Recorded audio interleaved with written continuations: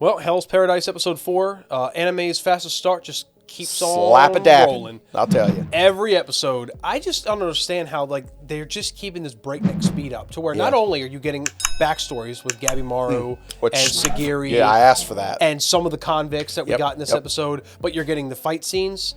You're getting like the relationship building between Gabi Maru and Sagiri even more so, where he was because Gabi Maru one point in the episode considered like weakness being the fact that he was looking back to make sure she was okay. Yeah. But like, and he went like Fall Guy because he went into his kill state. Oh my god! And then all of a sudden, it was that her monster saved her. I'll be honest. Are they going to get together? I don't know. No. Well, unless something happens to his wife, and at the end of the story, maybe they were the ones that were meant to be together all along. I don't know. They're building a bond, obviously. Oh yeah. And I like every second of it. Because they're both growing at their own pace, but they're both growing and adapting. And have a lot to grow into. Correct. Yeah. And they're both helping each other learn. Obviously, she has some skill and ability, but she's doubting herself right now. Yes, and that's really affecting her performance. Oh right God, now. yeah. It's making her look like she doesn't belong there. In a mental funk right now, where she can't even concentrate to do. She feels helpless in the battlefield, but it's because she's so much in her head. The people you're fighting are a bit different. I guess that means like when you see giants with hands for eyes and everything, and centipedes with like fingers coming out of their I'd be a hair taken back. Yeah, me too. You know, I would be like, okay, we'll give her a pass for what am I doing? She's going to get herself together, I think, after because I believe she passed out at the end of the episode. And I love how Gabi Maru said in his training, you never fight an unknown enemy. Because there are some things that they could pull against you that you wouldn't see coming.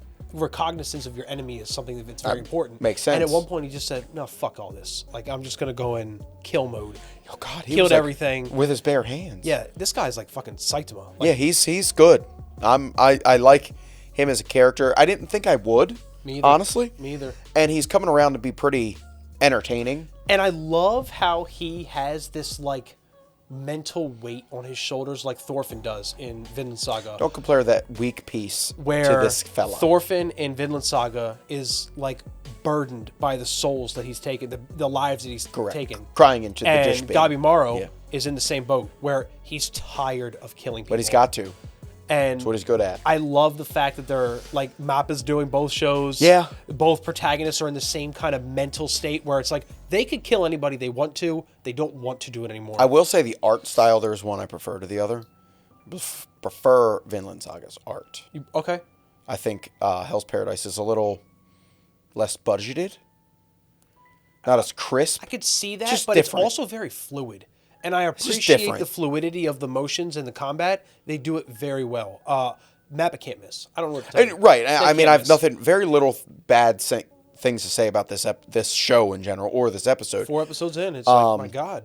The girl is still alive. I'm going to say Yuzihara. Yeah. Please correct us. We're not Japanese. I kept reading it. We read it back to each other and we couldn't figure it out. Yuzihara? Yeah, I'm going to go with Yuzihara. Purple hair girl. Yeah, who I thought was dead. Did we not see her dead last episode? I think it was just going so fast that we were paying attention to everything else. I just edited that video and I swear to God it was her. We got a little bit about her backstory with why she showed up with 2 samurai. Yeah. She tested a lot of the island's capabilities on the fella that she found and seduced. And horrible things happened to her. But we learned a lot. The centipedes don't hurt you. I They're love just how annoying. she kept trying to like. There's more to that story, and he was like, "No." I mean, that's one of her. I By know the way, what you're doing. This is my non-anime brain saying, I took a breath of relief to see a strong female lead that's a fighter most of the time. Yeah. With average-sized breast. Now, albeit they're hanging out, but they're normal. Yeah, I don't know any woman that would have gone into combat with anything like that. Well, in any game that we've ever played in our lives, that's epic armor right there. No, seriously. Yeah. You'll never get through it. Yeah, the epic armor is like, it's just barely holding them in there. Yep. It's what they would prefer. Absolutely. This isn't for the male gaze at all. But I was this thrilled. is what they prefer to wear. Yep. Yeah. I was thrilled that she was no sound effect breast, no nothing. Now, she did try to seduce, because I believe that is a superpower that women hold. Hard pass. Yeah, because he loves his wife. Hard pass. Right. I think that whole interaction between them, they're now a team. It was very comedic, too. I laughed. It was the side that, you know how we get that humor in a lot of things that we watch. And I was like, this show didn't have it until I was like, okay, well, that's a good chuckle because there's nothing going on right now. I know that the savagery that goes on. Yeah. We just murdered an island full of gods, or appearing gods, and now here we are trying to team up, but they're not really teammates, which I like, because at the end of the day, one of them's going to have to die at the end. I hope she knows it's her, but hey, it's just going to have to happen that way. And I like how they were outlining the species of living creatures, and the fact that the butterflies are what you really have to look out for. The centipedes are just kind of an annoyance. They're safe. Yeah. They'll get you until you're dead, when you die. But then and got some of the backstory with some of the other convicts. That's what I was about to bring up. The guy, the gentleman that I don't know his name, with the sharp teeth and the missing eye. His brother is his samurai guy. Yep. Like, he trained infiltrated that for a month, got high up in the ranks to release him and become his keeper. And all I needed was that one episode of backstory. Yep, and I'm good. I'm good. Yep. I'm good. He's going to be a main character. Both so of them is will. the tall fella. I think his brother's going to die, though. His I don't know. brother. Yeah. You saw him like have to finally flip, and he realized he's going to have to save himself because he thought his brother was leaving him. I thought he was too. Yep. Hey, no, he wouldn't do that. He just came back with a bigger blade. That's right. Fight these guys with their own weapons. Fire with fire. So I'm interested to see where he goes, because I don't think he's going to team up. I don't.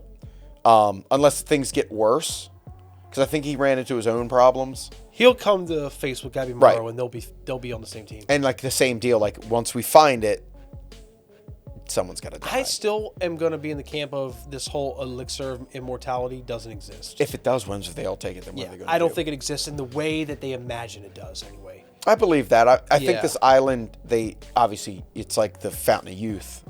You know, we hear about that, and it doesn't.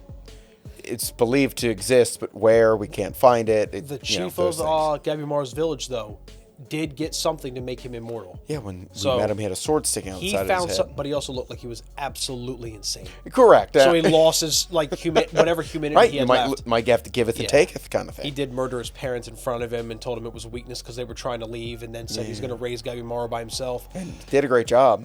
Went and found whatever the elixir immortality is, came back, and he looked like a fucking demon. So we'll see what they look like. But this show is just, every episode's good. I have no really complaints. happy you're enjoying this one. I do enjoy this one. I'm really happy you're enjoying this. So, good recommendation? Absolutely. All right. I was a little skeptical in this one. Okay, good. With you. I was skeptical of you for how you hate on Vinland Saga. Well, when you told me, as a human being, hey, Vinland Saga Season 2 is coming out, it was so great. And I'm a little hesitant on you as a human being because you hate it. 16 episodes in that show, and I'd say maybe 2, 3 have been good. We're not going to argue. Now we're at Hell's Paradise, and we're sitting here 4 episodes in, and let's say 3.5 to 4 episodes has been good. The whole thing. Correct. All throughout. Yeah, math. Yeah. 3.5 to 4, you're good. Yeah. As a pilot season, I don't know how you do better than this. You're getting character development. It's everything. Relationship building. And you said something about the animation, but I think it's flawless. I think it's a little different than what we're used to watching, because like you got to think. We're watching things like Vinland Saga, which is in season 2. Yeah. We're watching Demon Slayer, which is in season 3. UFO Table just is another level. We're just watching things that have high quality. Where I think right now, because I would put it on the level of like Chainsaw Man. This is like another map. Correct, and the art was different. Not bad, but not as good as others. Every show's going to have its flavor, but I still think Mappa is knocking all of these shows out the park. Of the Dark Trio, I don't have a complaint about. But we had that question up there, and it looked like it was a landslide. Chainsaw.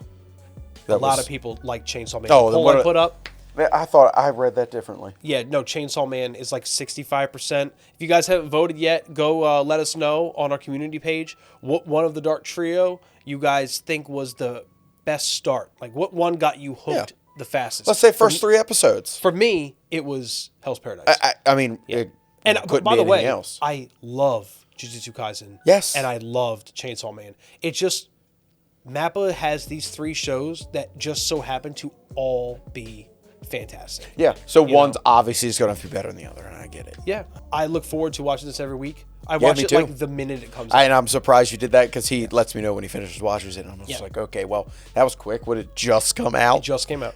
And then I'll watch it the day after that, and usually a third time before you come over. Just so I make sure I'm not missing anything, and just because it's so good. It is good. Yeah. And I really like the music. Kind of takes a little back step sometimes. It does. But when they layer it in there, it's always for a purpose, and I feel like it adds to every scene that it's in. So so far, it's such a good show, man. Yeah. I'm a fan. It's such a good show. And I'm ready for episode 5. We don't. One of these days, we're going to have to watch something that's just god awful. I don't know. I can come up with, I can have you bring something to the table. Yeah, I would, but it's already there. It's Vinland Saga Season 2. Okay, we're calling it. That's it. That's the video. Episode 4, Hell's Paradise.